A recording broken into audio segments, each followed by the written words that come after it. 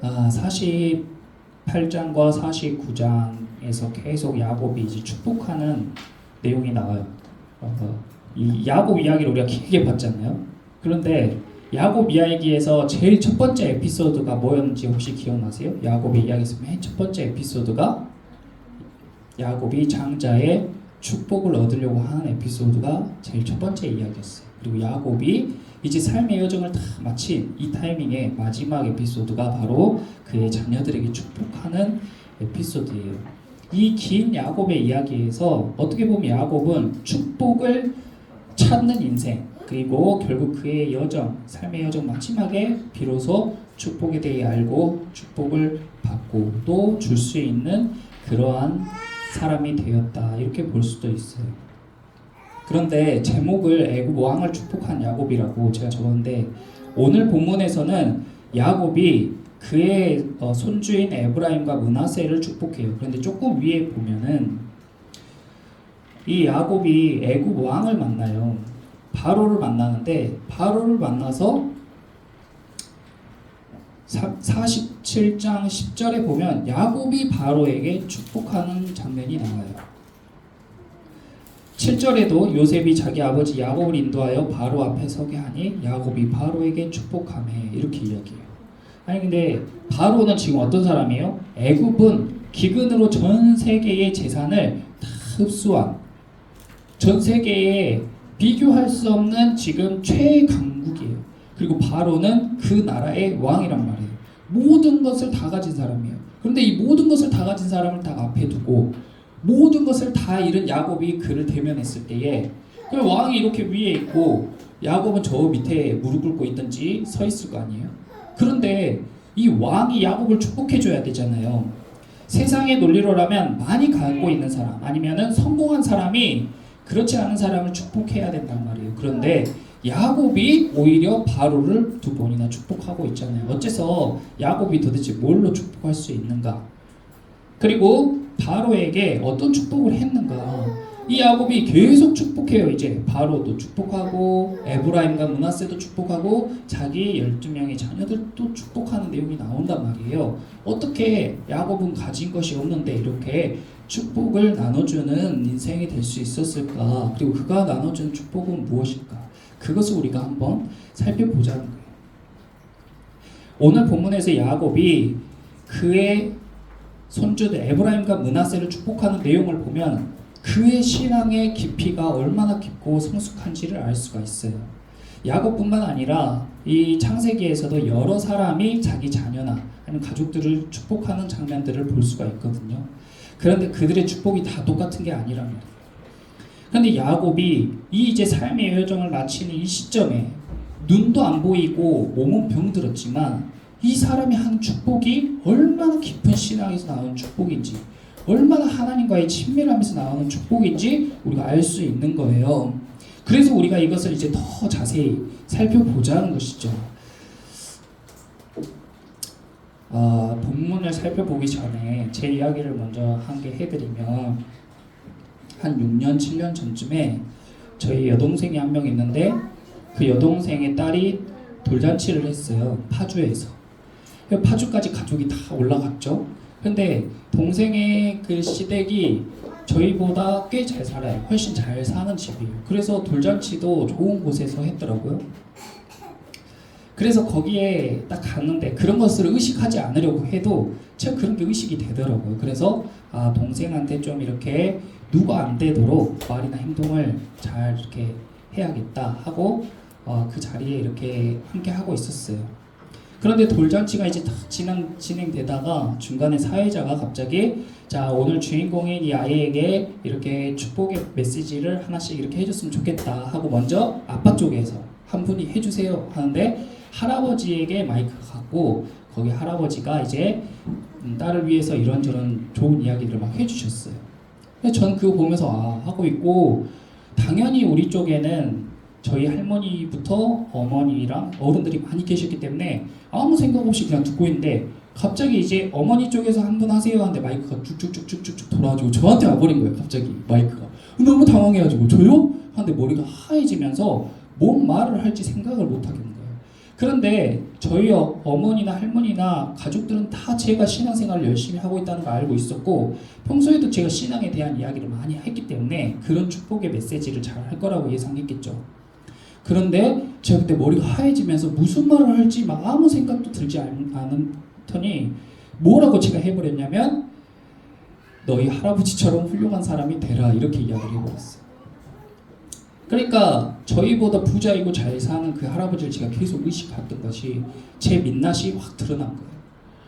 그래가지고 제가 그것이 너무 부끄럽고 지금까지도 너무 생각에 잊혀지지 않고 내가 신앙생활을 그렇게 열심히 하고 성경을 그렇게 많이 보고 기도하고 예배를 그렇게 했는데 그 결정적인 순간 내 조카에게 축복해줘야 될 그 상황에 내가 할아버지처럼 훌륭한 사람이 되라고 해버렸다. 물론 그 할아버지가 훌륭한 부분은 맞지만 더 좋은 메시지가 있을 수 있었잖아요. 그래서 제가 그날 저녁에 기도하고 성경을 보면서 누가복음 2장 말씀을 그 조카에게 다시 축복의 메시지로 보내줬어요.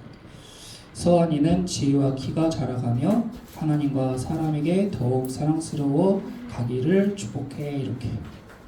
근데 그게 제가 지금도 너무 기억에 남고 야곱이 이렇게 자녀들을 축복하는 걸 보면서 아, 이 사람의 신앙이 진짜 성숙하구나. 그리고 이런 경험과 깨달음을 바탕으로 나온 메시지야말로 진짜 메시지구나 이런 생각이 들었어요.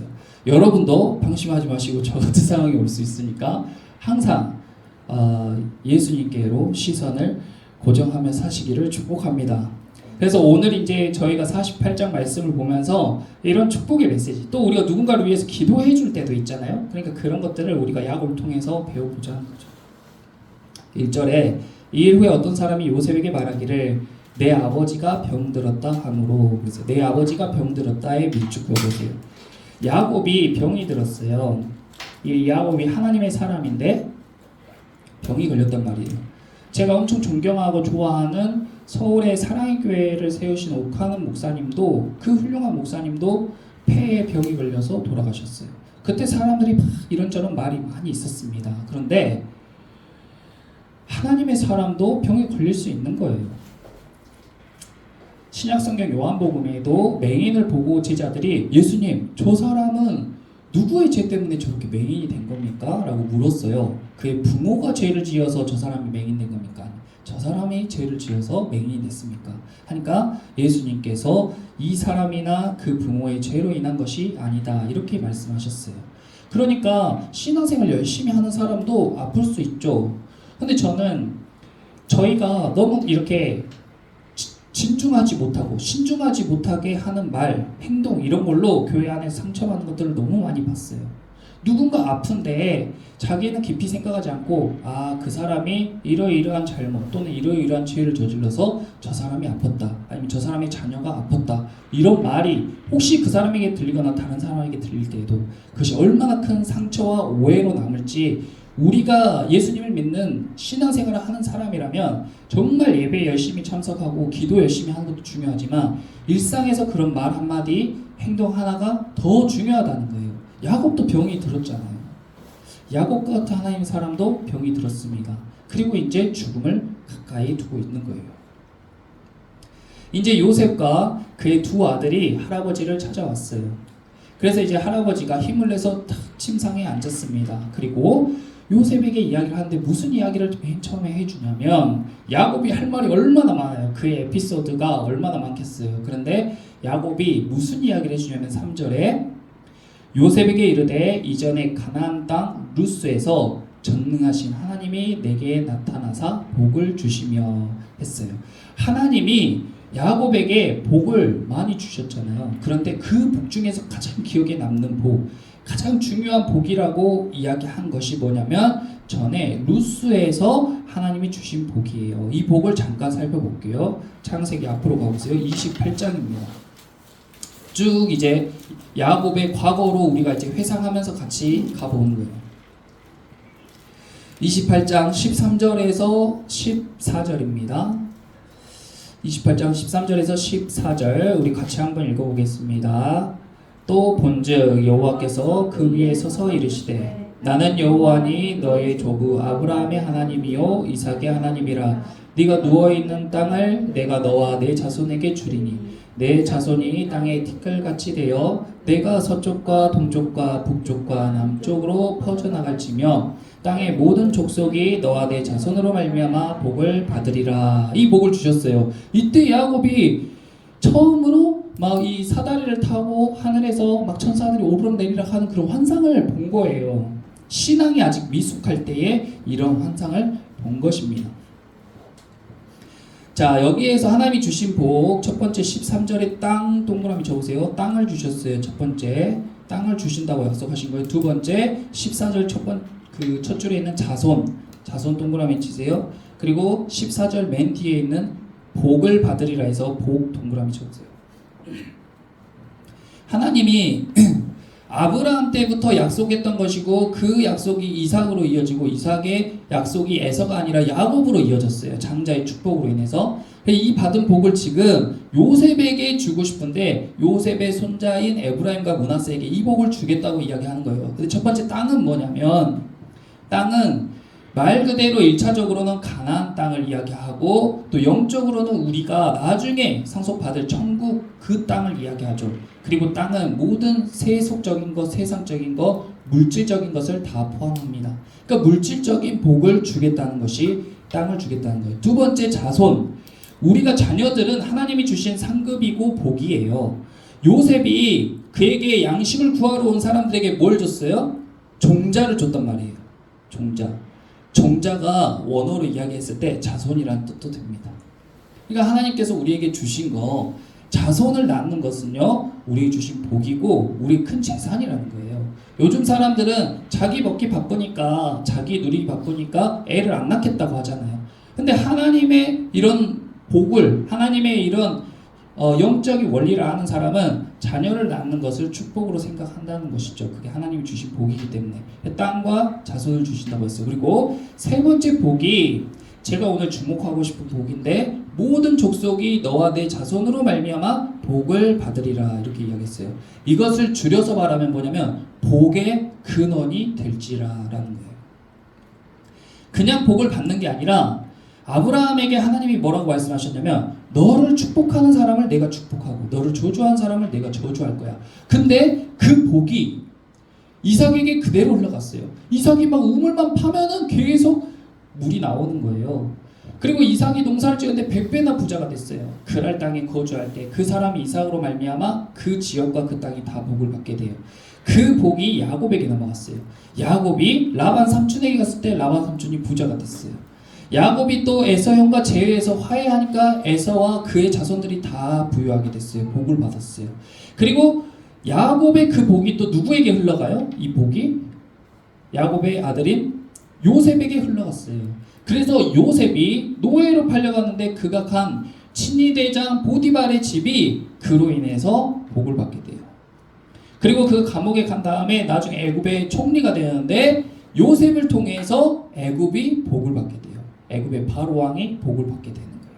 그것이 모든 족속이 너와 내 자손으로 말미암아 복을 받으리라 하신 말씀이에요. 복의 근원이 된다는 거예요. 그런데 영접하는 자, 곧 그 이름을 믿는 자들에게는 하나님의 자녀가 되는 권세를 주셨잖아요. 그래서 우리가 예수님을 믿음으로 말미암아 우리가 하나님의 자녀가 되는 복을 얻은 거예요. 그 의미는 요셉에게 갔던 이 장자의 축복이 누구에게로 흘러왔다는 거예요? 바로 저와 여러분들에게 그대로 흘러온 것인 줄 믿습니다.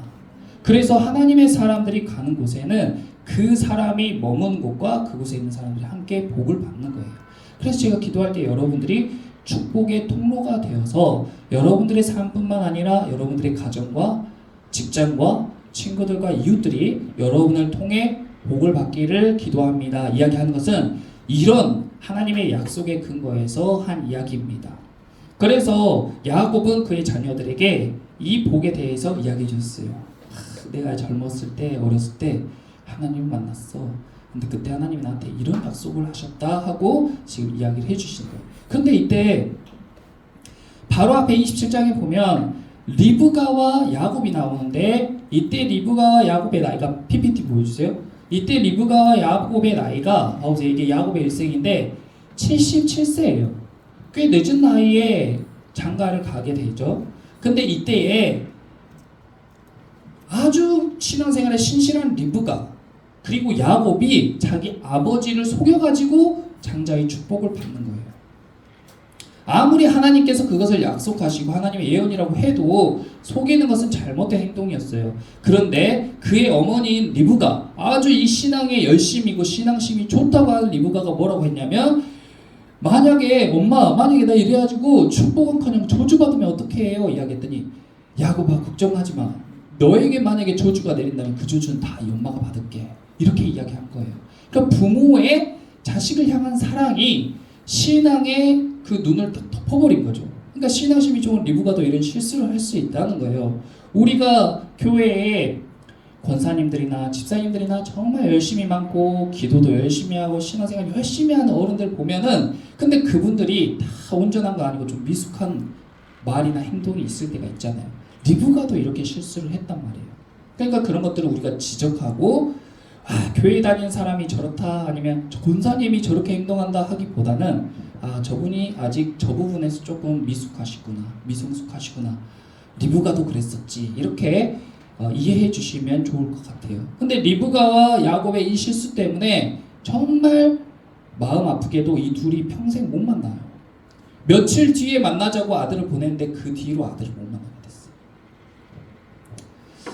야곱은 여기에서 하나님을 만나가지고 서원을 하는데요, 너무 신기하잖아요. 사다리에서 막 하나님의 사자들이 오르락내리락 하는 걸 막 보게 된 거예요. 그동안은 말로만 듣던 하나님을 눈으로 보게 된 거예요.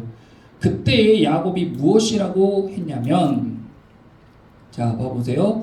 28장 18절에 야곱이 아침에 일찍 일어나 베개로 삼았던 돌을 가져다가 기둥을 세우고, 이 기둥은 뭐예요? 하나님께 예배할 때 세운 제단이죠. 제단을 세우고 거기에다 뭘 부었어요? 기름을 부었어요. 그리고 그곳의 이름을 베델이라 하고, 거기가 루스죠. 그리고 야곱이 서원하면서 뭐라고 했냐면, 하나님이 내가 가는 이 길에서 먹을 것도 주고 입을 것도 주고 평안하게 다시 돌아오게 하면 그때 제가 하나님께 뭘 드린다고 했어요? 10분의 1을 반드시 드리겠습니다. 이것이 미숙한 신앙생활의 모습이에요. 우리가 신앙이 미숙해도요, 환상도 볼 수 있고 은사도 경험할 수 있고 귀신도 경험할 수 있고 치유도 경험할 수 있어요. 그런데 신앙이 미숙한 사람은 이렇게 신앙생활을 한다는 거예요.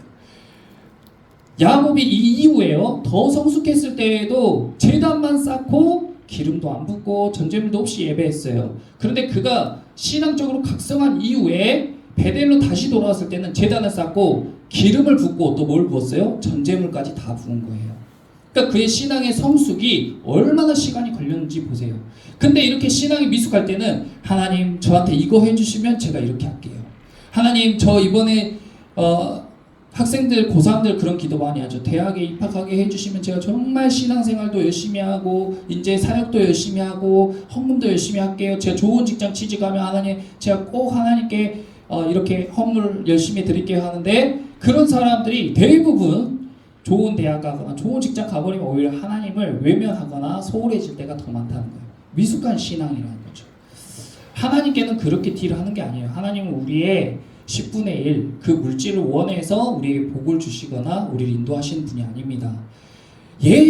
우리가 태어나기도 전부터, 야곱이 태어나기도 전부터 큰 자가 작은 자를 섬기게 될 거야 하는 하나님의 그 계획에 따라서 그냥 하나님 쭉 운행해 가시는 거예요. 우리의 딜이 하나님에게 먹히는 것이 아니라는 거죠.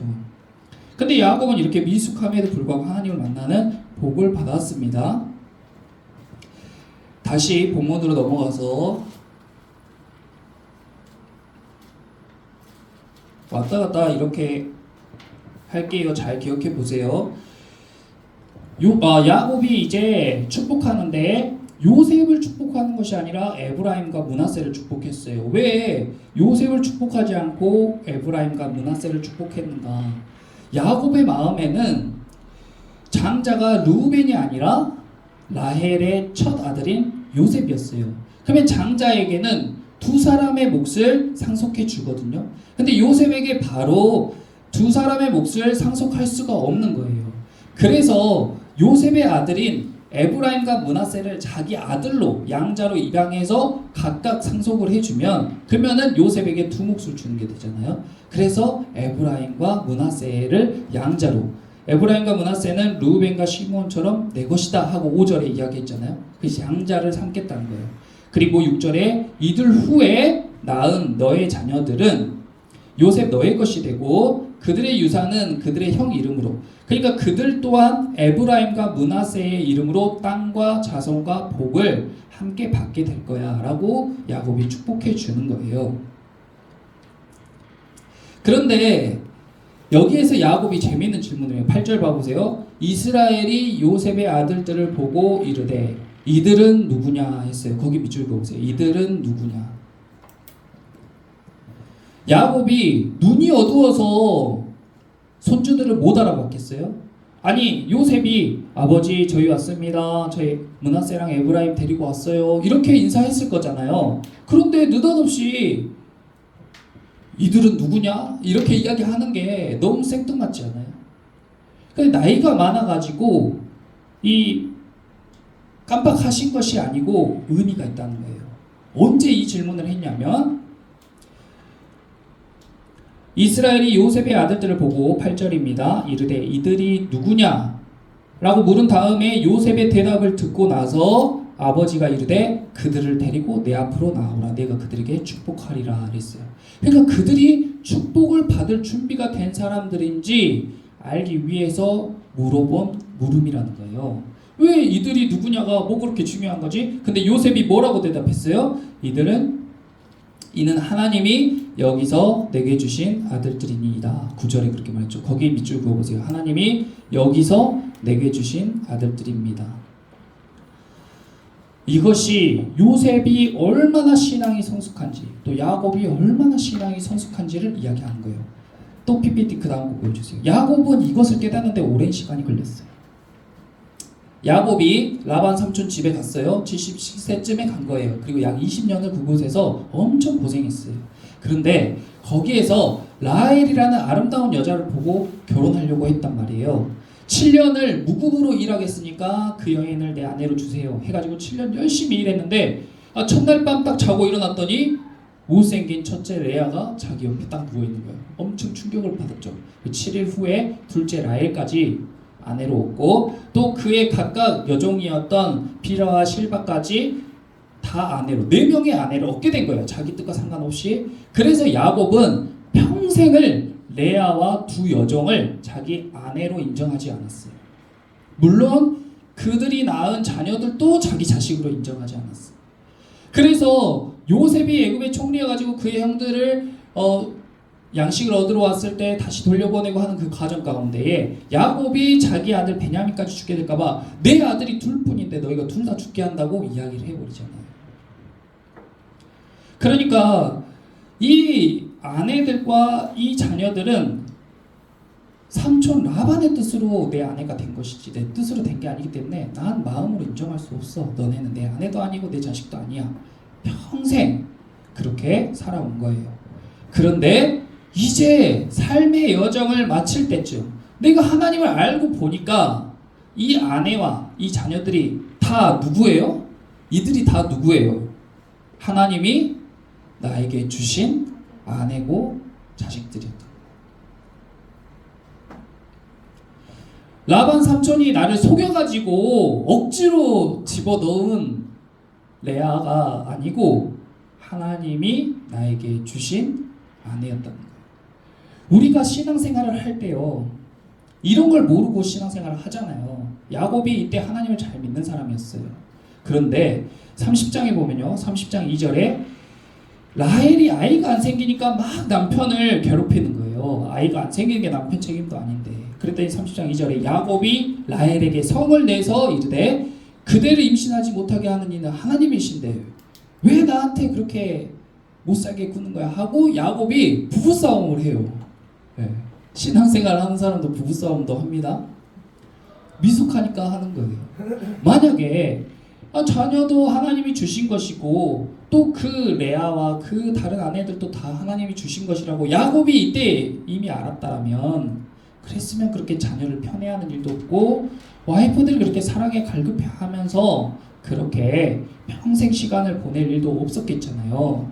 그런데 너무 불필요한 이런 감정 싸움 때문에 20, 30년, 40, 50년을 허비하며 살아가게 된 거예요. 진짜 복은 어떤 복이었냐?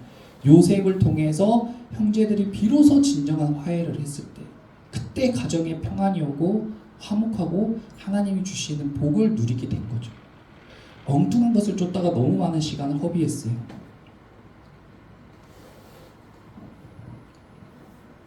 이제 야곱이 그래, 너희가 축복을 받을 준비가 됐구나. 너희가 하나님이 이곳에 보내신 건 줄 알았구나. 너희가 이 교회에 너희 발로 온 게 아니라 하나님이 이곳에 보낸 사람들인 줄 너희가 알았구나 하면서 이제 딱 축복을 하는 거예요. 그런데 축복을 할 때에 요셉이 이제 아버지 오른손에다가 므낫세를, 아버지 왼손에다가 에브라임을 쭉 밀어 넣었어요. 그런데 이 아버지가 갑자기 이렇게 머리 위에 안수하면서 축복하면 되는데 손을 딱 꽈가지고 X자로 이렇게 안수하는 거예요. 그러면서 이제 아이들에게 축복을 했어요. 축복의 내용이 뭐냐면 15절 16절입니다. 15절 16절. 그가 요셉을 위하여 축복하여 이르되 내 조부 아브라함과 아버지 이삭이 섬기던 하나님, 나의 출생으로부터 지금까지 나를 기르신 하나님, 나를 모든 환난에서 건지신 여호와의 사자께서 이 아이들에게 복을 주시오며. 자, 야곱이 이제 비로소 축복하는데 야곱이 정말 많은 복을 받았고 하나님께로부터 오는 복의 종류가 너무나도 많은데 그 중에서 중요한 것을 두 가지 이야기했어요. 첫 번째는 나를 기르신 하나님, 거기 밑줄 그어보세요. 1하고 밑줄 그어보세요. 2번이 16절 처음에 나를 모든 환난에서 건지신 여호와의 사자, 나를 모든 환난에서 건지신 밑줄 그어보세요.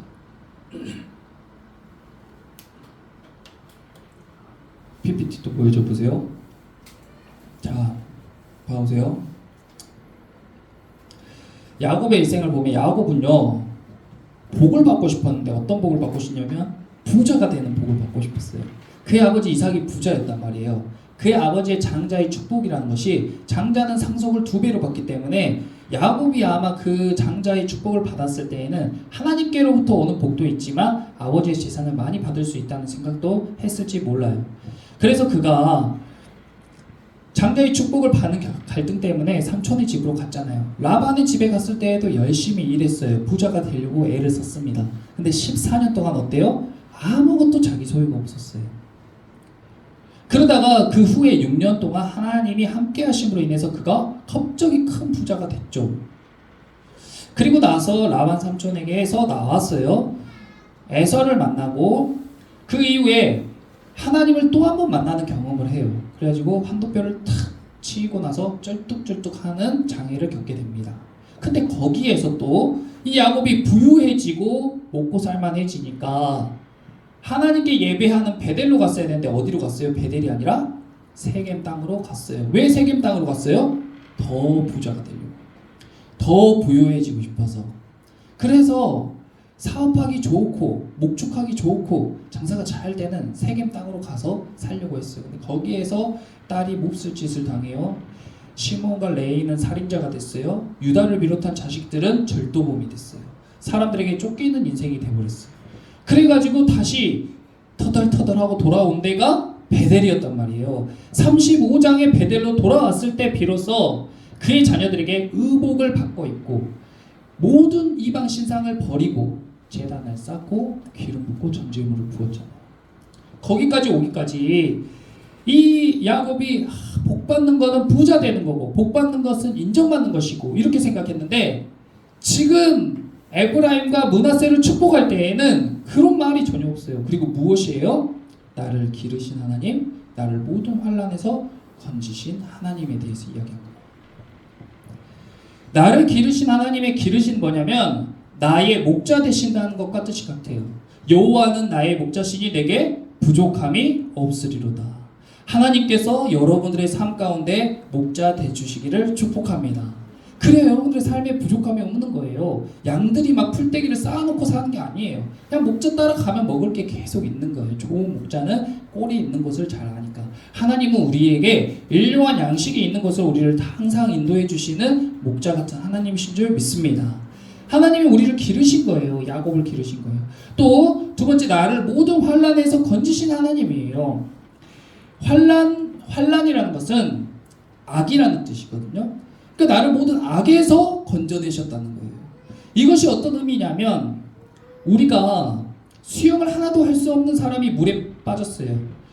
수영을 못하는 사람이 물에 빠졌어요. 그러면 그 사람을 어떻게 해요? 그 사람에게 지금 무엇이 필요해요? 그 사람을 건져줄 사람이 필요하잖아요. 안전요원이 필요한 거잖아요. 그런데 물에 빠진 사람이 되고, 야, 물에 빠졌을 때 호흡은 이렇게 해. 물에 들려면 이렇게 해야 돼. 수영은 팔은 이렇게 하고 다리는 이렇게 한 거야. 아무리 이야기해봤자 그 사람에게 도움이 돼요, 안 돼요?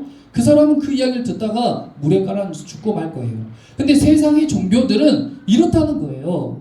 악에 빠져있는 사람들에게 악에서 어떻게 하면 빠져나올 수 있는지, 어떻게 하면 악을 이길 수 있는지를 가르쳐요. 그것이 율법이에요. 그래서 너는 이렇게 하면 의롭게 돼. 넌 이렇게 하면 구원받을 수 있어. 너는 이렇게 하면 선해질 수 있어. 너는 이렇게 하면은 하나님이 기뻐하실 거야 하고, 자기가 믿는 신에게 맞는 그러한 법이라든지 행위를 자꾸 이야기하고, 그걸 통해서 구원을 받는다고 이야기하는 것이 바로 모든 종교의 핵심입니다. 그것은 마치 물에 빠진 사람에게, 야, 이렇게 호흡하고 너 손은 이렇게 하고 발은 이렇게 해야 돼. 그래야 너 수영해서 물에서 빠져나올 수 있어 하는 거예요. 근데 수영을 전혀 모르는 사람들이 물에 빠졌을 때 당황하고 있는데, 밖에서 말해준다고 바로 수영할 수 있는 사람이 있겠어요? 없겠어요? 없다는 거예요. 근데 예수님을 믿는 기독교는 그것이 아니라 무엇이라고 하냐면, 물에 빠져있는 사람을 보면 어때요? 그 사람을 잡아가지고 물에서 건져내주는 거예요. 다만 악에서 구하소서. 예수님은 우리에게, 야, 악은 이렇게 이기고 악에서 이렇게 빠져나오는 거야, 그렇게 말씀하지 않으시고 악에 빠져있는 우리를 잡아가지고 끄집어 내시는 분이란 말이에요. 야곱이 그걸 경험했어요. 야곱이 살아보니까 험한 인생을 살았는데 환난 때마다 하나님께서 나를 건지셨구나. 내 지혜나 내 열심이나 내 선함으로 말미암아 내가 지금 이렇게 복을 받고 내가 지금 이렇게 하나님 가운데 사는 게 아니라 하나님께서 나를 건지셨구나. 그게 진짜 중요한 복이구나 하는 것을 깨달은 거예요. 요셉이요. 요셉이 어떤 사람이에요? 하나님께서 주신 꿈을 다 해석하고 정말 신앙이 좋은 사람이잖아요. 그런데 아버지의 행동을 보고 17절에 요셉이 그 아버지가 오른손을 에브라임의 머리에 얹은 것을 보고 기뻐하지 않았어요. 이것이 무엇을 따른 거예요? 그것은 유대인들의 전통을 따른 거예요. 오른손은 장자를 의미하고, 축복할 때 오른손을 머리에 얹은 장자의 머리에 딱 이렇게 얹어야 되는데, 둘째인 에브라임 머리에 얹으니까 요셉이 못마땅한 거예요. 노아랑 노엘이가 있는데 노아가 장자의 복을 받아야 되는데 할아버지가 막 노엘이한테만 복을 준다 하면 부모 입장에서 조금 서운하잖아요. 요셉같이 신앙이 좋은 사람도요, 그 장면을 보고 기분이 안 좋았다고 이야기해요. 전통을 따르는 거예요. 그래서 아버지 그렇게 하지 마세요. 오른손을 므낫세 머리에 얹으세요. 아버지가 눈도 안 보이시고 연세가 많아지셔가지고 이렇게 헷갈려 하시네 하는데, 아버지가 뭐라고 했어요? 19절에 아들아 나도 안다. 내 아들아 나도 다 알아. 나이 먹어서 그런 거 아니야. 또 교회의 신앙생활을 하다 보면요, 우리의 생각과 우리의 전통과 나의 상식에 안 맞는 그런 모습들을 볼 때가 있어요. 저도 그렇게 할 수가 있습니다. 물론 제가 미숙해서 그렇게 할 때도 있지만 하나님께서 때로는 그렇게 인도하시는 거예요. 여기에서 야곱이요, 나도 안다 하고 두 번 이야기했어요. 첫 번째 안다는 이런 의미죠. 야, 나도 므낫세가 첫째인 줄 알아. 에브라임이 둘째인 줄 알아. 내가 눈 안 보여도 그 정도는 다 알지. 두 번째 안다는 의미는 뭐예요? 두 번째 안다의 의미는 이 모든 축복이 전통대로 흘러가는 것이 아니고, 에브라임이나 므낫세의 노력으로 되는 것도 아니고, 요셉의 뜻대로 되는 것도 아니고, 다 누구의 뜻대로 되는 거예요? 다 하나님의 뜻대로 되는 것임을 야곱이 몸소 깨달은 거예요.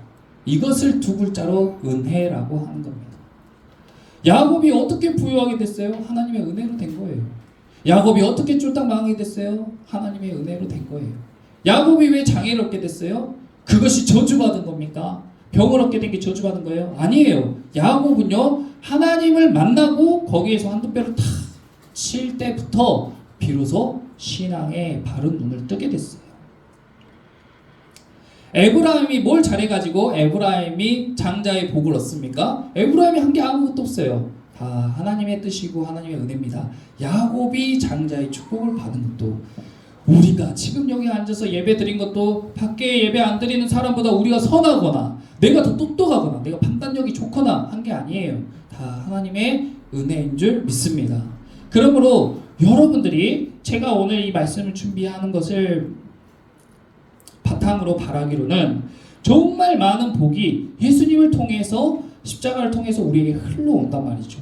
아까 처음에 이야기했던 땅도 주시고 자손도 주시고 천국도 우리에게 주시고 위로도 해주시고 긍휼함도 부어주시고, 그리고 하나님을 보게도 하시고 하나님의 아들이라 일컬음 받게도 하시고 많은 복들을 우리에게 주시는데, 그 중에서 제가 여러분들에게 꼭 받았으면 하고 축복하는 복은 바로 여러분들이 복의 근원이 되시는 겁니다. 얼마나 좋아요? 내가 좋아하는 식당, 나에게 친절한 그 식당, 내가 갈 때마다 더 손님이 많아지고 더 장사가 잘 되기를, 그런 거 기도하고 축복해 주는 거죠. 내가 자주 좋아하는 친구, 내가 좋아하는 친척의 집에 내가 축복해주고 기도함으로 말미암아 그 가정이 더욱 잘 되고, 무엇보다도 하나님을 대면하게 되는, 하나님을 알게 되는 복이 나를 통해 흘러가게 되는 그런 경험을 하게 되시기를 축복합니다.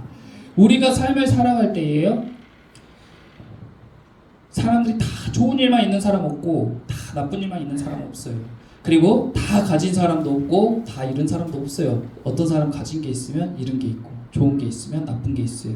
중요한 것은 상황보다 그것을 해석하는 거죠.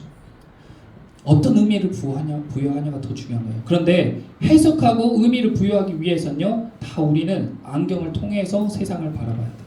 어떤 안경을 통해서 세상을 바라보냐에 따라서 해석이 달라져요. 내가 내 판단으로 하는 것 같지만 내가 끼고 있는 안경에 의해서 세상을 바라보게 되고 상황을 바라보게 되는 거예요. 어떤 사람은 유튜브라는 안경을 껴요. 어떤 사람은 부모라는 안경을 껴요. 어떤 사람은 친구라는 안경을 껴요. 그러면은 그 안경을 통해서 세상을 바라보고 해석하고 의미를 부여하게 되어 있어요. 그러니까 풀리지 않은 것도 많고 혼란스럽고 뿌연 거예요. 답이 안 내려지는 거예요. 그런데 하나님의 말씀을 안경 삼아서 딱 보면 어때요? 명쾌하게 보이는 거예요. 야곱의 삶을 보니까 우리 삶이 해석이 되잖아요. 어떻게 이 오래전에 살던 이 사람의 삶을 통해서 우리 삶이 해석이 되냐? 우리 삶이랑 똑같잖아요. 신앙생활을 하지만 미숙한 우리 모습과 똑같잖아요. 하나님께서 말씀을 통해서, 이야기를 통해서 우리의 삶을 바르게 볼 수 있는 눈을 허락해 주신 거예요. 그러므로 우리가, 저와 여러분이 이제 복의 근원이 됨으로 인해서 내가 가는 곳곳마다 사람들이 우리를 통해 하나님이라는 안경, 예수 그리스도라는 안경을 딱 쓰고 세상을 바라보고, 나에게 좋은 일이 있건 어려운 일이 있건 항상 나를 기르시는 하나님, 나를 환난에서 건지시는 하나님을 의지하면서 늘 평안하고 복 가운데 살아가는 저와 여러분, 또 여러분을 통한 이웃들이 되시기를 예수님의 이름으로 축복하고 기도합니다. 기도하겠습니다. 야곱을 통해서 에브라임과 므낫세를 축복하신 하나님 감사합니다. 아버지, 하나님께서 우리에게 주시고자 하는 수많은 복들, 생육하고 번성하고 땅에 충만하고 땅을 정복하고 다스리라고 말씀하셨던 하나님, 아버지, 무엇보다도 우리가 예수 그리스도로 충만하여져서 나의 삶이 하나님으로 충만한 삶이 되게 하시고, 나를 통하여서 나의 가정과 이웃들이 예수로 충만한 이웃들이 되게 하여 주시옵소서. 그것이 무엇보다 가장 큰 인생의 복이며, 에브라임과 므낫세에게 이야기했던 것처럼 하나님께서 우리의 인생의 목자가 되어주시고, 또 하나님께서 우리를 악에서 건져내 주시는 것을 믿고 의지하며 늘 하나님과 동행하는 형통한 삶들이 우리 성도들의 삶 가운데 펼쳐지게 되기를 기도합니다. 아버지, 야곱의 축복이 우리의 축복이 될 수 있도록 아버지 기도하고 믿음으로 취하게 하여 주시옵소서. 감사드리며 예수님의 이름으로 기도드립니다. 아멘.